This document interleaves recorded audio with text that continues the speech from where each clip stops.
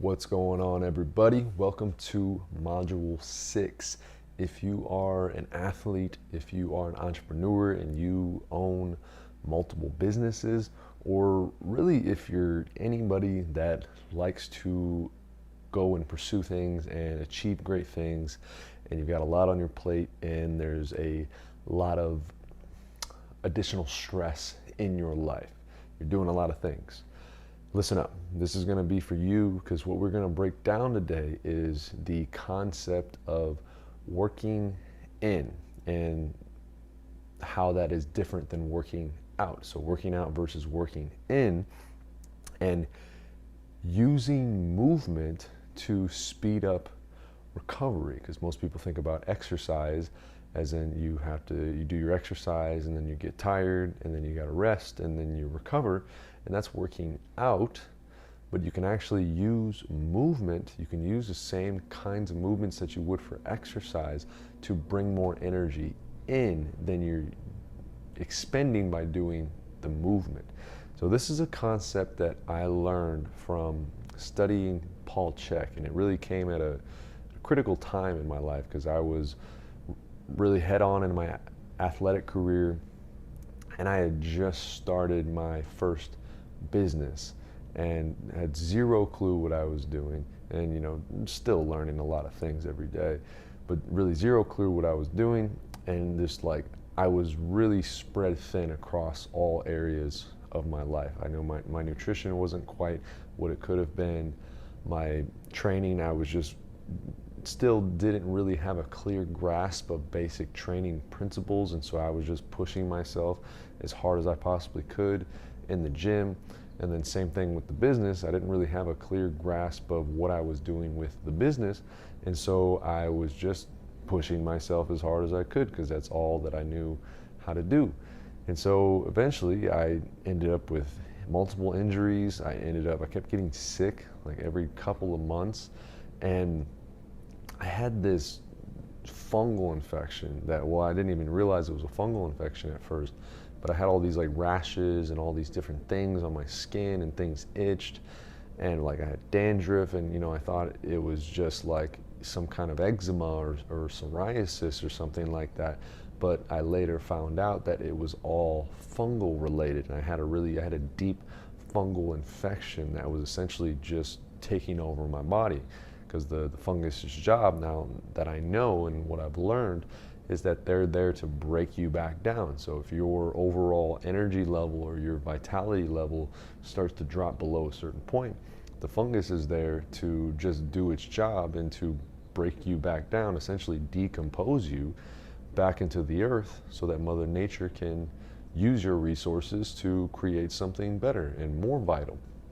So they're just doing their job. But I was depleting myself so much that I was opening the door wide open to essentially say, hey, look at me, I'm dying, break me down. So that's where I was at. And like I said, I started studying Paul Chek, and then I was introduced to the concept, which I'm going to teach you today, of working in. And as the name states, working in is the opposite of working out.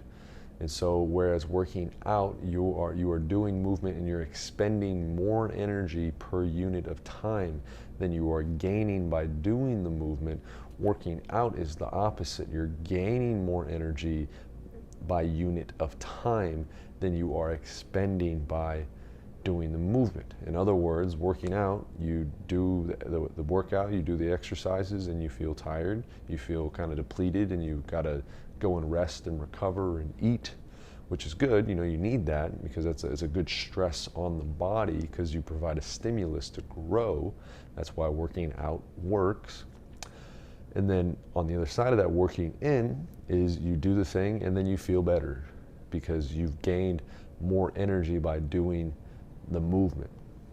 And so you ultimately want to have a balance of both. If you're just working out all the time and you're depleting all of your energy all the time, then over time you can just start to break down, and if you don't have the resources on board, you can get to a point where your recovery really starts to suffer, and then your performance starts to suffer. And so, especially if you've got a lot of different things going on, that's why I called out athletes with like heavy training loads, and I called out entrepreneurs running multiple businesses, because there's just a lot of things going on. And so, one, learning how to effectively manage all of these things, which is what all of this whole Life Magic Alchemy Tribe course is all about. And if you want to take a deeper dive on that, by the way, go sign up for my free masterclass. I host it on Thursdays. Go sign up for that. And we're going to break down the whole scheduling and planning process that I go through to make sure that you are hitting all the key areas of your life every week, and you're essentially able to get better at everything all at once, instead of, oh, I'm going to focus on this and then I'm going to focus on that, and then this thing gets neglected and then problems come up and then you're like, oh shit, I got to focus on that. So how about getting better at all the things all at once? That's what I'll show you how to do in the master class. But anyways, if you've got a lot of different things going on and you kind of feel like you're spread thin, then you've got a lot of stress in the system, and stress accumulates in the body, meaning that, you know, whether it's coming from your physical stress from training, mental, emotional stress from just putting yourself out there so much and doing so much work, or financial stress or relationship stress, it really doesn't matter. Your body responds to stress fundamentally in the same ways, regardless of where it's coming from. And like I said, stress accumulates in the body. And so if you think of it like a bucket, if you keep on filling that bucket up with more and more stress, and it's not being able to empty out faster, or at least at the same rate that it's being filled up, then over time that bucket begins to overflow. And then what that looks like physically is that whatever the weak link is in the system, and then it may not just be physically, it might be mentally and emotionally as well, but whatever the weak link is in the system ends up breaking. So maybe that is an injury, maybe that is some kind of illness or disease, maybe that is some kind of mental emotional challenge. It really doesn't, you know, and that's partly can be traced back to genetic stuff and things like that, but ultimately whatever the weak link is the one that breaks first, which then starts to open up the door for other things. Like I said, you know, I got injured and I had a real nasty fungal infection all over my body. And so the way that relates to the working in is that is a method that you can use to really initiate and accelerate your healing and your recovery process. And so there's a few key principles that you need to know about working in and how to do it. So I'm going to go through the principles, and then I'm actually going to show you a couple variations of what it could look like and how to practically implement it in your life and in your day-to-day. So obviously you've got your working out, and ideally you should have some kind of schedule around that. You know, as a rule of thumb, if it's important to you, schedule it in like you would any other kind of meeting or appointment. Like anything that you prioritize, you end up scheduling in. So do the same thing with your workouts. Don't leave all this stuff to chance, or it gets missed and it doesn't happen. You're inconsistent. You don't get the results that you want. So ideally, you've got your workout schedule, and then you also want to create a work-in schedule. And this is really easy, because really all you need, and I'm going to challenge you here, because this is what I found to be the ideal time frame for most people, is you need 20 minutes every day. Now, I used to say, and I still do, depending on who I'm talking to, you know, you can like do 3 minutes or do 5 minutes or just do what you can. But we're here to really to push ourselves and to be the best that we can be. So I'm going to challenge you, and I'm just going to tell you what is going to be the best thing to do. And I'm going to invite you to do it. So 20 minutes every single day. And like I said, I'm going to give you a few options. I'm going to show you my favorite option. That is, honestly, if you do this 20 minutes every single day, your life will change. It is one of the highest leverage activities that you could possibly do. And it's stupid simple. You just got to do it. And you just got to be consistent with it. So I'm going to show you that here in a sec. So you want to schedule your time that you're going to do it. Usually I have found that doing it first thing in the morning is best, because once you get your day going, other things pop up, and then other obligations, and then before you know it, like, oh, I can't do it, I got to do this, and then it gets in the way, and then your willingness to engage in it later begins to decrease. Some people do like to do it before bed, but quite honestly, I think it's best to just wake up and eat the frog and just do it before you even have a chance to think about it. If that means you got to wake up a little earlier, then wake up a little earlier. It'll make a big difference, I promise you.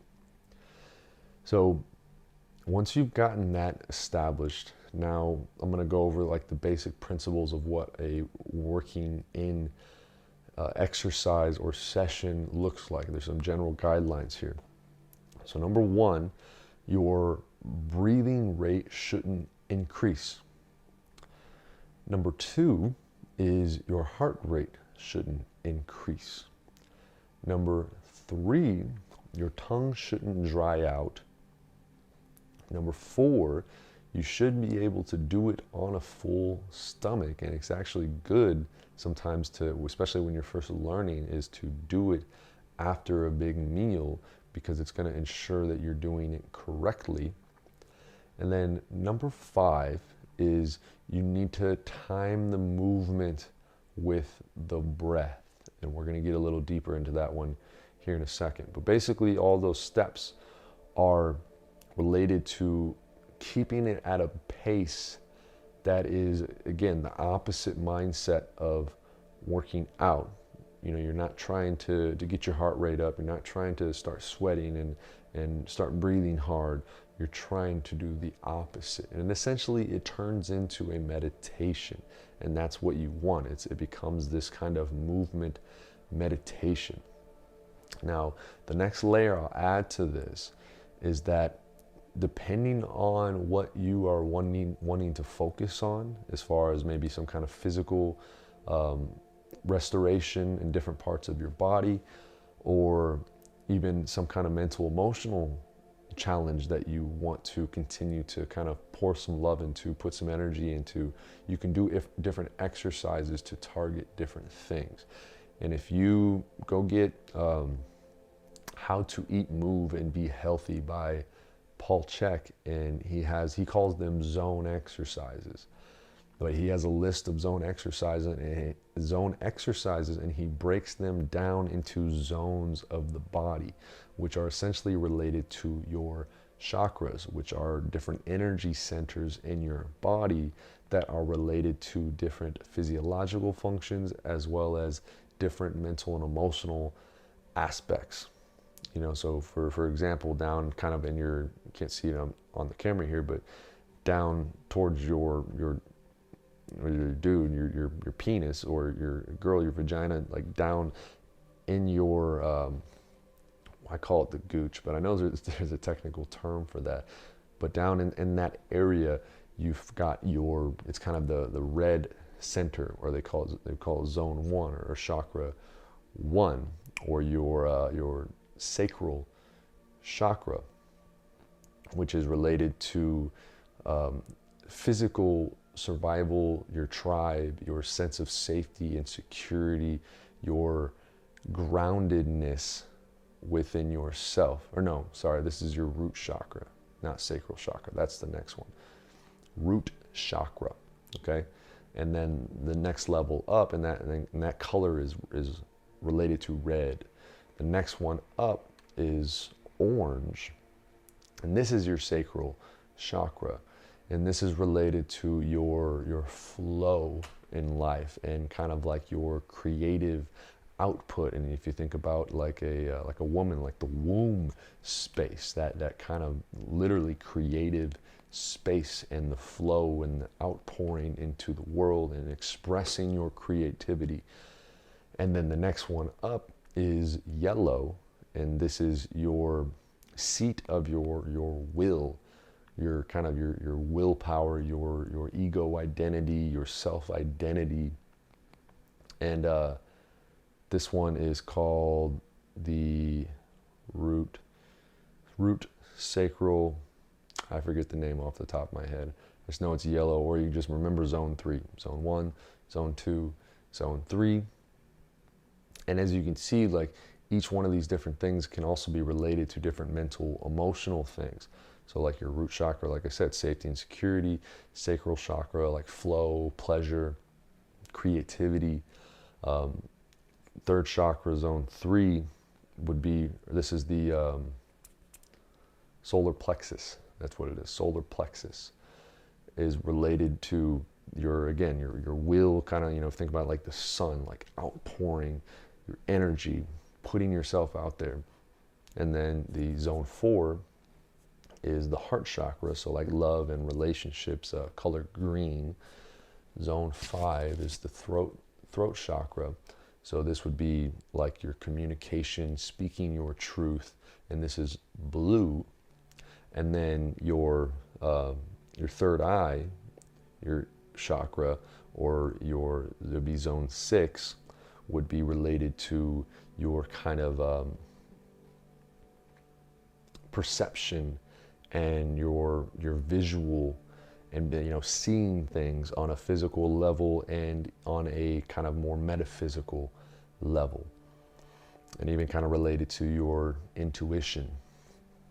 And then you have a crown chakra, which is kind of like right above your head, which is, and the third eye is indigo.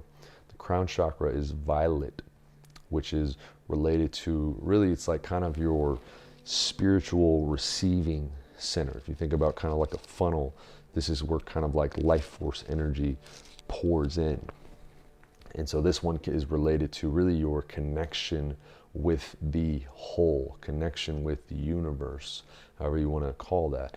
And this one, because it's kind of, in a sense, outside of the body, it's more of an esoteric, more of a metaphysical zone. And so in that book, How to Eat, Move, and Be Healthy, he doesn't talk about zone 7. And there's not necessarily a zone 7, but just know and have awareness that that is a thing. Okay, so a little bit of a sidetrack there, but I think it was important to kind of give you that breakdown so you can understand better the principles of the importance of these different zones in your body. But if you read that book, he has exercises for each one of those zones. But overall, it's not that important that you get caught up in the specific zone itself, although that is very helpful and very beneficial. The biggest thing is having something and being consistent with it. Just like when you're working out, the best exercise program that you can do is the one that you'll follow consistently. Same thing with working in. The best working out program that you can do is the one that you'll follow consistently. So it doesn't matter what that is. And so now that we've kind of got the concept of what working in is, remember, your heart rate shouldn't increase, your breathing rate shouldn't increase, your tongue shouldn't dry out. You should be able to do it on a full stomach, and you want to time the movement with the breath. That's all the kind of the rules, the guidelines of what it means to be doing a work in. And like I said, you want to pick a time of day that you can be consistent with, and you want to do 20 minutes per day. So I'm going to give you a couple options now. I'm going to show you two of my favorite, well, I'll show you a third one as well, but I'm going to show you two that are my favorite, and they're super simple. Anybody can do it. The cool thing with the work in is, like, if you can move a finger, you can do a work in exercise. And unlike working out, where you're kind of more focused on the good form, good technique, you want to make sure things are in right alignment. Working in, it's not so much about the aesthetic, it's more about the sensation that you're trying to get out of it. All right, so I'm going to show you, firstly, I'm going to show you the energy push, okay?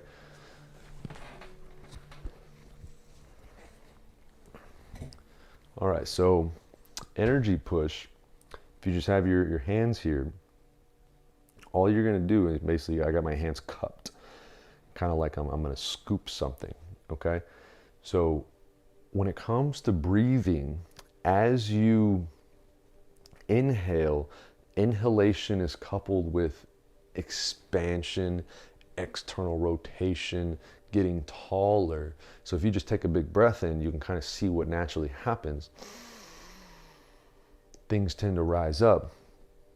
And a little side note on the breath is if you put one hand on your belly, one hand on your chest, ideally a full diaphragmatic breath is going to be 2/3 filling up into the belly first,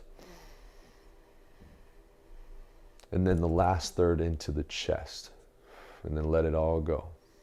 One more time.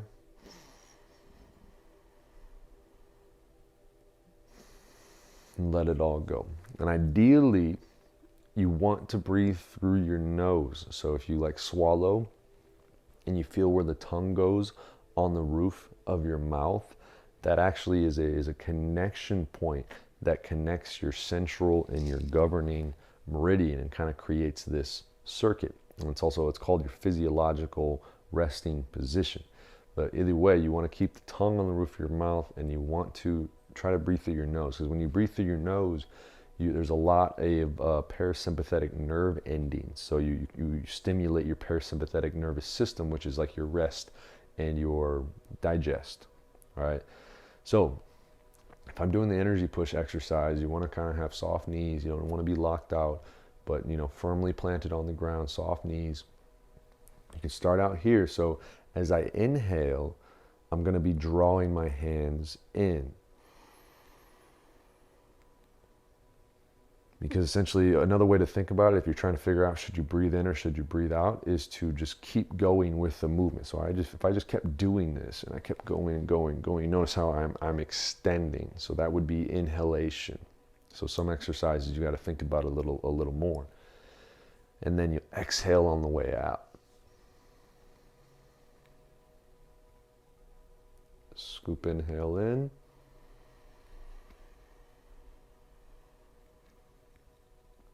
Exhale out. As a rule of thumb, the slower you go, the faster the chi flows, life energy.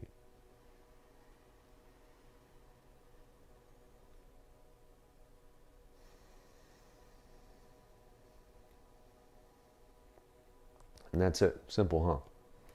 So that is the energy push. And that one, when we talk about the zone, that one is related to the solar plexus, to zone 3. All right.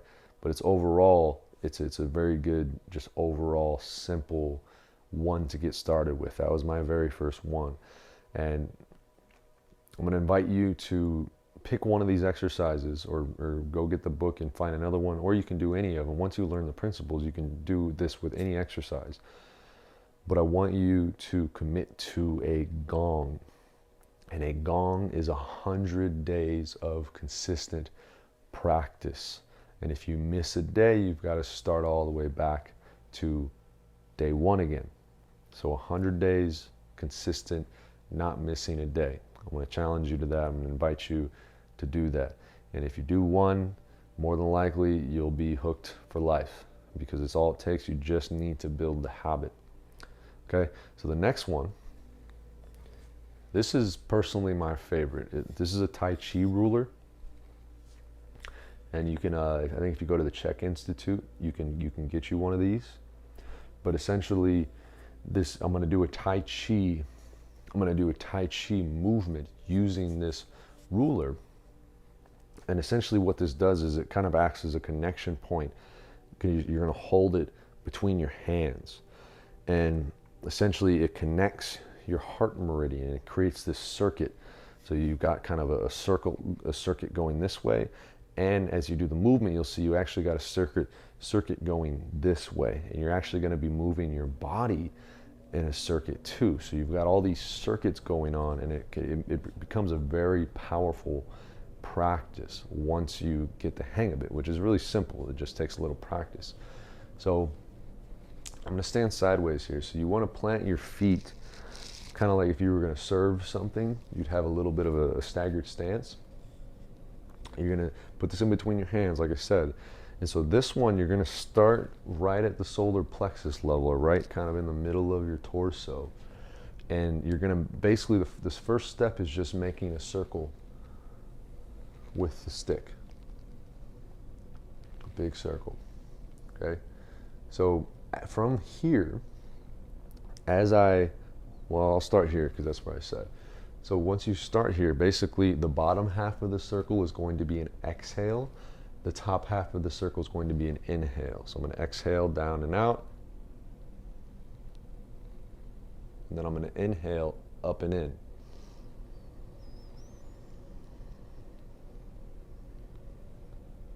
Down and out. Up and in. So you kind of notice I start moving my body a little bit out of habit. The next step is to sway with it. So as you go down and out, exhale, sway out, inhale, rock back. Out, back. Then the next step is to then move your hips in a circle down and out. So you'll go down and out as you go in, or go out, and then you'll go up and in as you go up and in.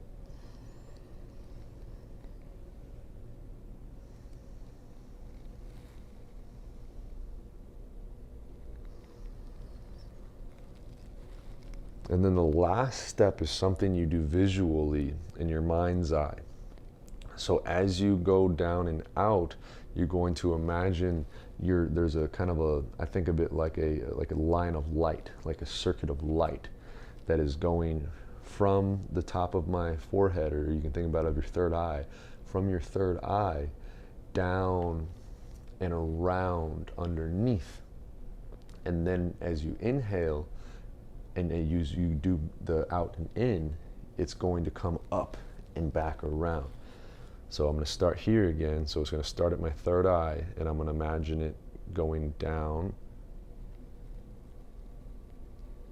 And then once I pass this point and start to come up and in, now I'm kind of at my gooch area, which I know there's a technical term, perineum.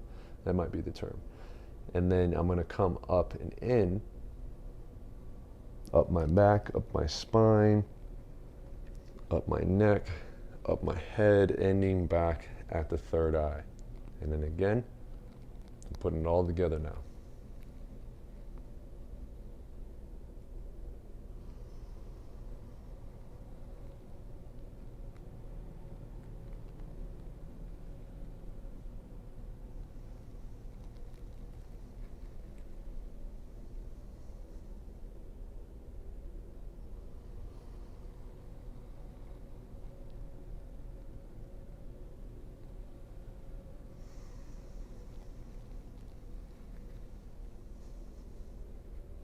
So there you go.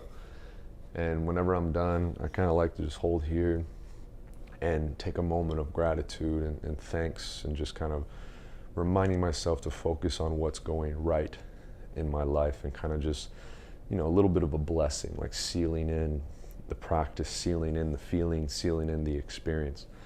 All right, so that is the, I think it's called the microcosmic circuit. And I learned that from Paul Chek, which I think he learned it from somebody else. But that's as you can see, this is a very powerful one. And then lastly, I'm just going to show you like a squat and show you how simple this really is. So you can literally do a squat. And when you do a squat, it doesn't really matter how low you go either. Like you can do like a quarter squat, or you can do a full squat. So the same concept applies. Like if I'm going down, I'm contracting, I'm internally rotating, I'm moving closer to the fetal position, which would be exhalation, and then you'd inhale on the way up. So I take a breath.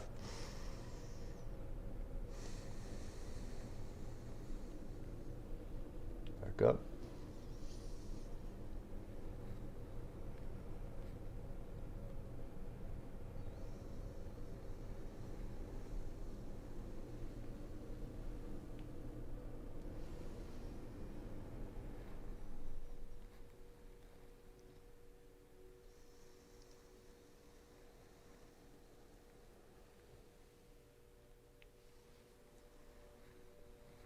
So there you go. That's a squat.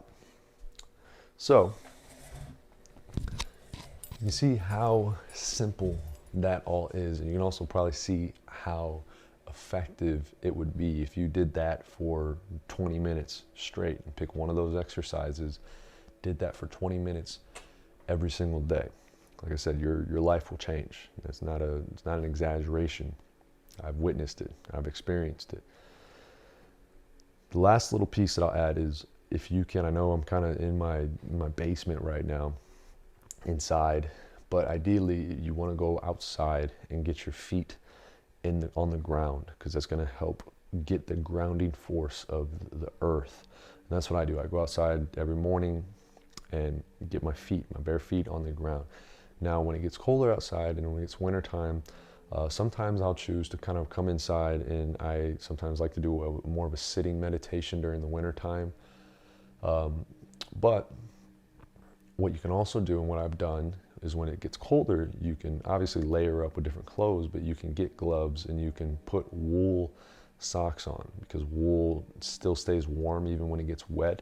So you can use wool socks, and ideally you want to make sure it's organic and like natural fibers, because if you get like synthetic, like polyester, it's going to cut off the circuit. So you want to get natural fibers, and same thing with the clothes that you're wearing. If you can get some natural fiber clothing, again, you don't have to be perfect with all this stuff. It's just kind of shooting for an ideal. But the biggest thing, like I said, is consistency. So that's what I've got for you today. Working in versus working out, and creating a consistent working in practice to help you maximize your recovery. That's really, if you do this, you're going to be drawing more and more energy in. You're going to be increasing your vitality. And that is ultimately one of the biggest practices that helped me through my healing journey, was using these kinds of practices to increase the overall energy and vitality in my body. And the more that I continue to do it, the more vital that I continue to feel, because the energy is all around us. I mean, even scientifically, like there's more energy, and there's enough energy in like 1 cubic centimeter of space to boil all the oceans. It's all there as potential. We just need to open ourselves up to be able to receive it. And the cool thing is, these exercises, these practices allow you to do that, as well as all the mental, emotional benefits. You'll be able to